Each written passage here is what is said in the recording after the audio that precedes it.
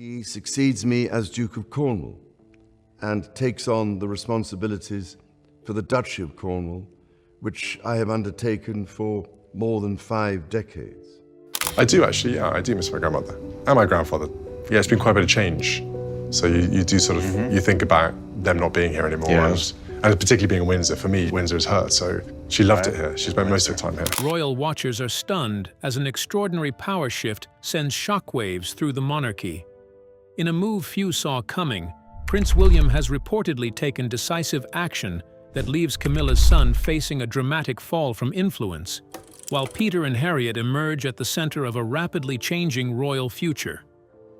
Long-standing expectations are being challenged, loyalties are being tested, and the balance of power appears to be shifting before the public's eyes. So, could this be the beginning of a completely new royal era? Do you support William's reported decision? Share your thoughts in the comments below. To help us bring you the latest royal developments and untold palace stories, please subscribe. Tom Parker Bowles' Royal Debate. Few people expected one of the most intense debates inside royal circles to center on a man who had never spent a day as a working royal. Yet behind palace walls, a quiet discussion was reportedly growing into something far larger than a simple question of helping hands. At its heart stood Tom Parker Bowles, a respected food writer, critic, and author born in 1974, whose successful career had been built entirely beyond the world of crowns, ceremonies, and constitutional duties. For many observers, the challenge facing the monarchy seemed obvious. The institution was carrying a workload that no longer matched the number of people available to perform it. The departure of Prince Harry from royal life and his move to California removed one of the family's most recognizable younger figures from the public stage. The lasting fallout surrounding Prince Andrew ensured that another senior royal would never return to public duties. Meanwhile, King Charles, now in his mid-70s, was balancing public responsibilities with treatment and recovery, forcing careful limits on his schedule. As hundreds of charities, patronages, state functions, and public appearances continued demanding attention, the pressure increasingly fell on a shrinking group of senior royals. Much of that burden rested on the shoulders of Prince William and Princess Anne, both already carrying some of the heaviest responsibilities within the institution. It was against this backdrop that Queen Camilla reportedly saw what she believed was a practical answer. Rather than viewing the situation as a matter of tradition, she is said to have viewed it as a question of survival. Why not draw support from someone already trusted, experienced in public life, and familiar with charitable work? Tom Parker Bowles seemed, from that perspective, uniquely positioned. Comfortable in front of cameras, connected to influential circles, and accustomed to public attention, he appeared to offer a ready-made solution at a moment when the monarchy was searching for breathing room. Supporters of the idea reportedly argued that modern times demanded modern flexibility. They saw a blended royal family adapting to new realities, not breaking old rules. Yet for William and Anne, the issues stretched far beyond schedules and staffing shortages. What appeared to others as a practical adjustment looked to them like something much more significant: the crossing of a constitutional line. The disagreement was never simply about one man. It was about defining where royal duty begins and where family connections end. In an era when the monarchy faces unprecedented pressures, that distinction has become more important than ever. And according to those familiar with the discussions, it was a boundary William and Anne were determined to protect, no matter how compelling the proposed solution may have seemed. A monarchy depends on more than tradition. It relies on boundaries that few dare to challenge. So what made a proposal involving Tom Parker Bowles trigger alarm behind palace walls? And why did a seemingly harmless idea evolve into a debate with far-reaching consequences for the crown itself? Let's uncover the intriguing details. The proposal that shook royalty. A monarchy survives not simply through tradition, but through boundaries that everyone understands. Some are written into constitutional rules, while others exist through long-standing custom and public expectation. Together, they create the framework that allows the Crown to function as a stable national institution. That is why a proposal involving Tom Parker Bowles sparked far more concern behind palace walls than many outsiders ever realized. At first glance, the idea appeared harmless. After all, royal patronages are often viewed by the public as symbolic positions attached to charities, cultural organizations, medical foundations, and military groups. Yet within the royal system, they carry far greater weight. A patronage is not a prize, a title, or a gesture of goodwill.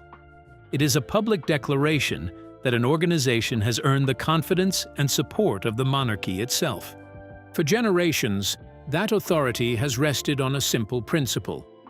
The individual representing the crown must be someone formally connected to the institution through constitutional duty and lifelong public service. When citizens see a royal patron, they are expected to see a representative of the nation rather than a private individual pursuing personal interests. That understanding is precisely why concerns began to grow. Granting such a role to the son of Queen Camilla would have created a situation unlike any seen in modern royal history. The distinction between an official member of the royal household and a private citizen would suddenly appear less clear. To some senior figures, that was not a minor administrative detail. It touched the very foundation upon which royal legitimacy depends. The issue quickly expanded beyond one appointment. If an exception could be made today, what would prevent similar requests tomorrow? Future monarchs could face pressure to extend official recognition to a widening circle of relatives connected through marriage rather than birthright or constitutional obligation. A single decision could establish a precedent that might reshape expectations for decades. This was the risk that reportedly alarmed both Prince William and Princess Anne. Their opposition was not described as a routine disagreement or a debate over procedure. Instead, they viewed the proposal as a challenge to the carefully defined structure that governs royal service. When the matter reached the stage requiring formal approval, resistance came swiftly and decisively. Yet the response did not end with rejection. Questions soon emerged regarding how the recommendation had advanced through the system in the first place. Attention shifted toward the approval process itself, with demands for closer examination of the reviews, consultations, and constitutional safeguards that normally accompany such decisions. In a system built on caution and continuity, every step matters. And in this case, the scrutiny surrounding those steps became almost as significant as the proposal that had triggered it. Questions had been circulating through palace corridors long before the public caught wind of them, but few realized how serious the stakes had become. What transformed a seemingly routine proposal into one of the monarchy's most sensitive internal battles? And why did Prince William and Princess Anne decide that the real issue was not Tom Parker Bowles himself, but the process that could reshape royal boundaries for years to come? Let's find out. William and Anne demand. Answers. Questions echoed through palace corridors long before anyone was prepared to answer them. What appeared at first to be a routine proposal soon evolved into one of the most sensitive internal disputes the royal household had faced in recent years. At the center of the controversy stood a suggestion that would have brought Queen Camilla's son, Tom Parker Bowles, closer to official royal responsibilities, an idea that immediately triggered concern among some of the monarchy's most influential figures. Rather than challenging Tom personally, Prince William and Princess Anne focused their attention on something far more difficult to dismiss: the process itself. Their concern was not about character, reputation, or charitable work. It was about whether the centuries-old safeguards designed to protect the crown had been properly respected. Behind closed doors, they reportedly demanded detailed explanations, pressing officials to reveal exactly how the recommendation had moved through the system and whether established procedures had been followed from beginning to end. Their intervention quickly transformed what had seemed like an administrative matter into a broader debate about the future identity of the monarchy. For William, the issue touched on principles he has defended for years. Since becoming Prince of Wales, he has consistently maintained that clear boundaries must exist between official royal authority and the private relatives of those who marry into the family. In his view, those distinctions are essential to preserving public trust. Princess Anne's involvement added even greater weight to the dispute. Throughout decades of royal service, she has earned a reputation as one of the institution's most steadfast guardians of protocol. To Anne, rules are not obstacles standing in the way of progress. They are the framework that gives the monarchy its legitimacy. Once she joined the discussion, what had been a quiet disagreement became a serious institutional confrontation. As tensions intensified, the palace found itself divided. Supporters of the proposal argued that modern circumstances required modern solutions. With growing pressures on the working royal family, they believed capable individuals with proven charitable records should be considered, regardless of traditional assumptions. To them, adapting to changing realities was a practical necessity rather than a threat to tradition. Yet opponents saw a far greater risk. Backed by senior advisors and experienced civil servants, William and Anne warned that even a small erosion of long-established boundaries could create lasting consequences. They argued that the monarchy's survival through generations has depended on maintaining a careful separation between family relationships and state responsibilities.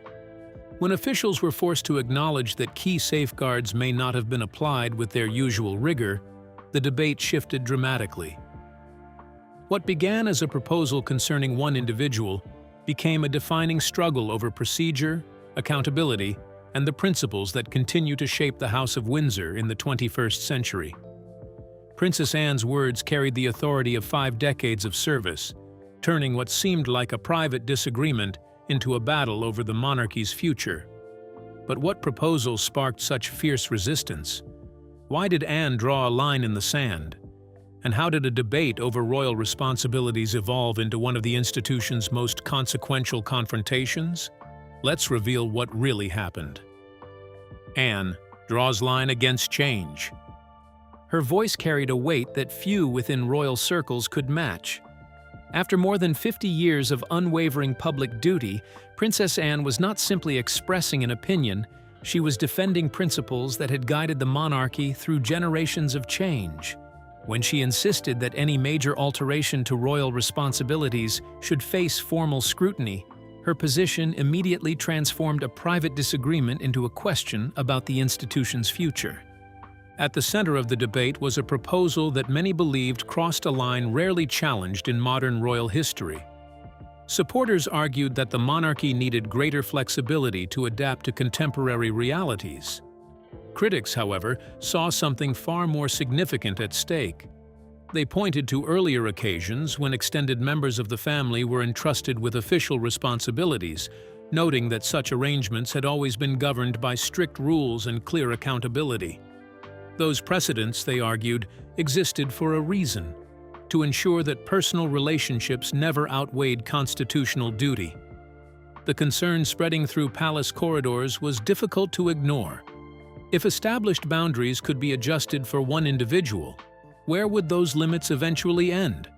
Questions like these echoed through private meetings and royal discussions, creating a stalemate that neither side seemed capable of breaking.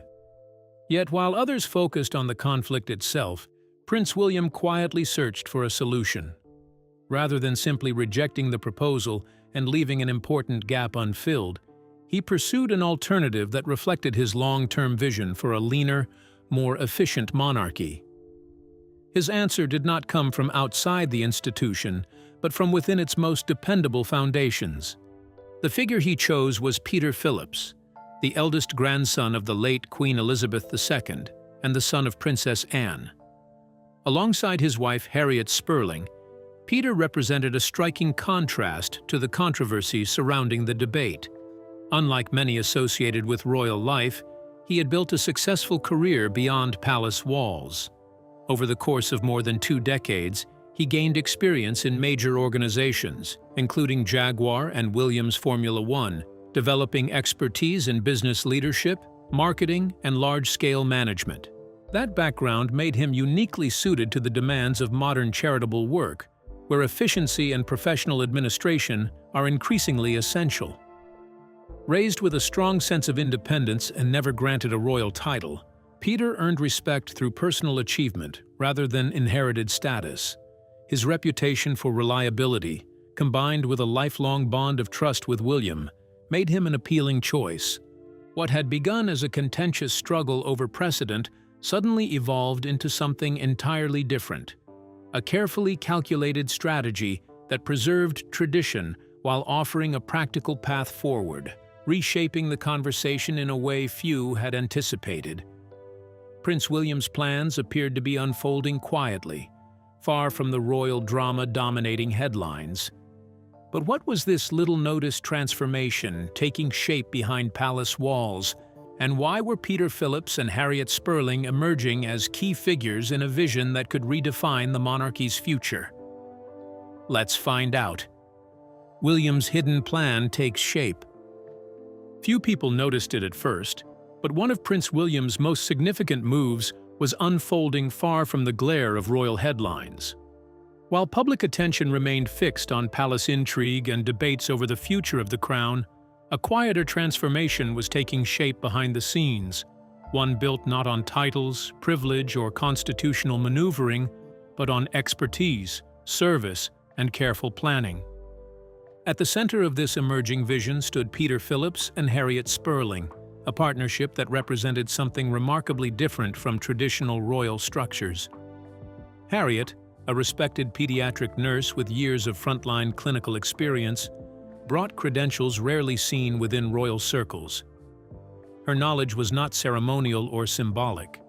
It came from direct work with children and families, offering practical insight into some of the very issues that have long defined the public work of the Princess of Wales. This became especially important as Catherine continued balancing her gradual recovery with the demands of royal life. For years, her efforts through the Royal Foundation Center for Early Childhood had helped place children's development and mental well-being at the heart of national conversation. Yet maintaining that momentum during a sensitive period presented a challenge. Harriet's willingness to contribute her professional expertise helped ensure that those conversations did not lose strength or direction. What emerged from this arrangement was a model unlike anything the monarchy had previously embraced. Rather than expanding the number of working royals or creating new titles, William and Princess Anne appeared to champion a more modern solution. Peter and Harriet would serve as highly focused ambassadors, lending their professional skills to carefully selected causes without drawing salaries from public funds or adding new burdens to taxpayers. The safeguards surrounding the arrangement were equally deliberate. Any charitable appearances or public engagements would remain closely coordinated and approved through official channels. A clear line separated professional careers from royal-associated work, ensuring that public service could never be confused with private business interests. The brilliance of the strategy lay in its simplicity. Instead of altering long-established constitutional traditions or stretching the boundaries of royal succession, it strengthened the institution through competence and credibility. By focusing on service rather than status, William introduced a model designed for a changing age, one that preserved the value of the monarchy while allowing it to benefit from real-world expertise. In doing so, he may have revealed a glimpse of how the royal family intends to evolve throughout the years ahead. What seemed like a routine debate over royal duties quickly became one of the most pivotal moments inside the House of Windsor.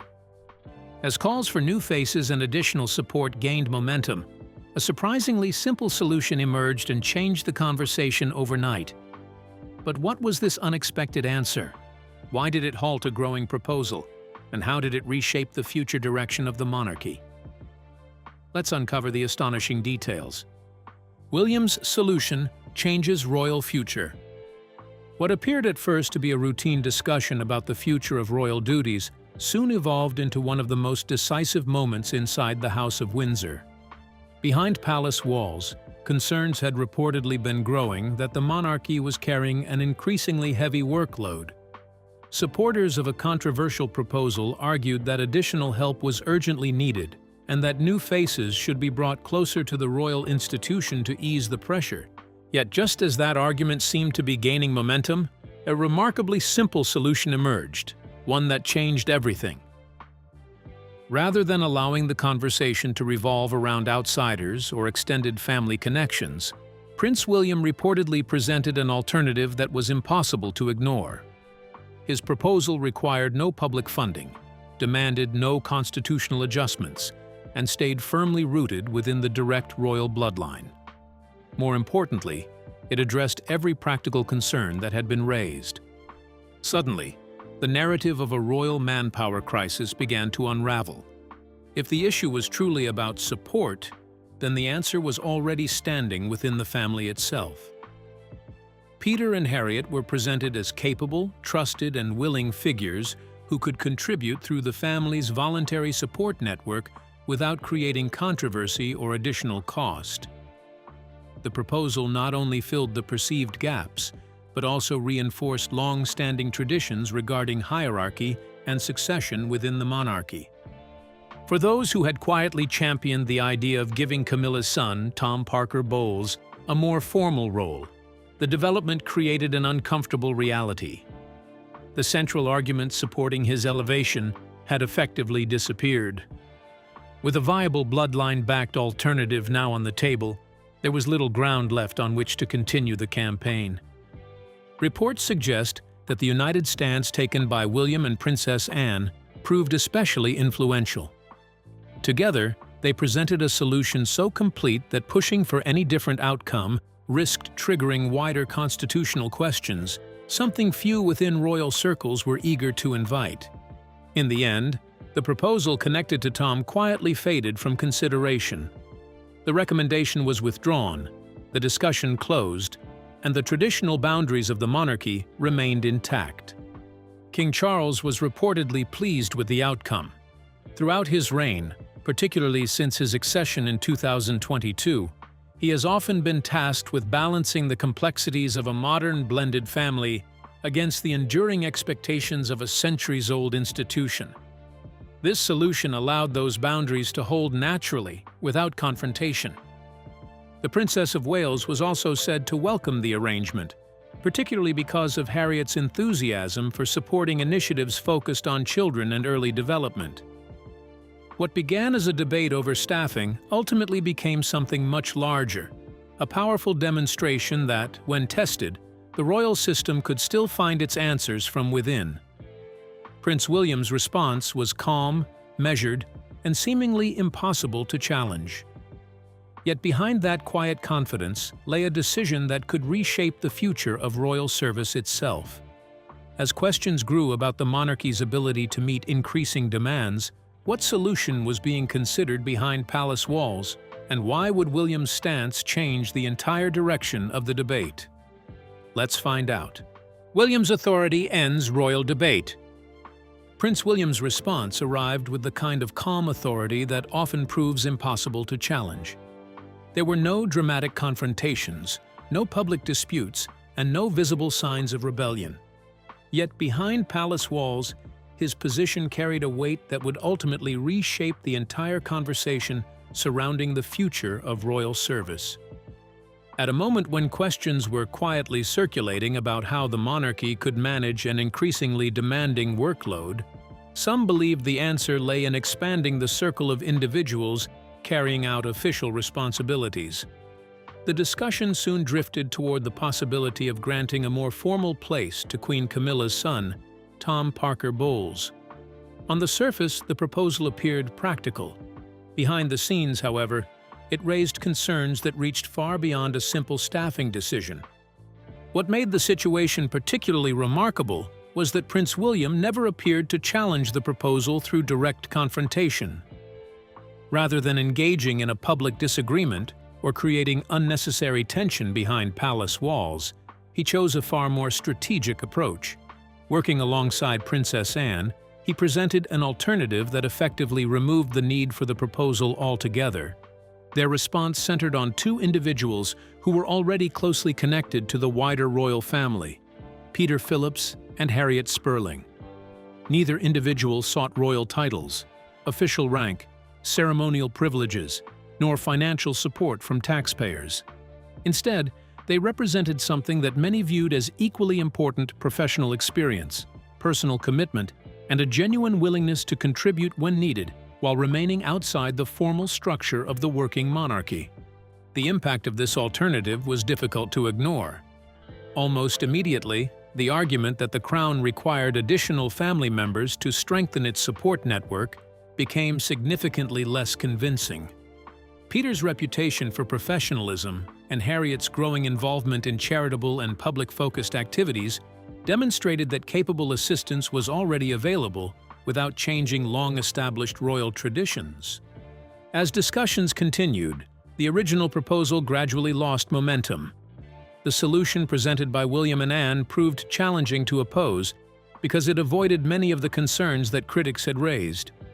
It required no constitutional adjustments, no expansion of official royal roles, no taxpayer funding, and no controversial departure from royal precedent. It offered practical support while preserving the existing framework of the monarchy. For King Charles III, who had long balanced personal family relationships with his duties as sovereign, the development provided a path toward resolution. By the time the matter reached its conclusion, the recommendation was quietly set aside, allowing the debate to fade. What remained was a powerful lesson in royal influence. The decisive moment came not through dramatic announcements, but through a carefully crafted solution that protected tradition while addressing a modern challenge. Few royal decisions are ever as simple as they appear.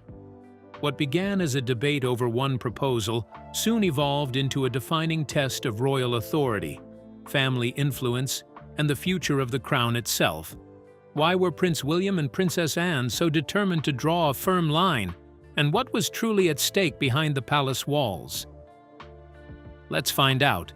Royal boundaries. Spark palace debate.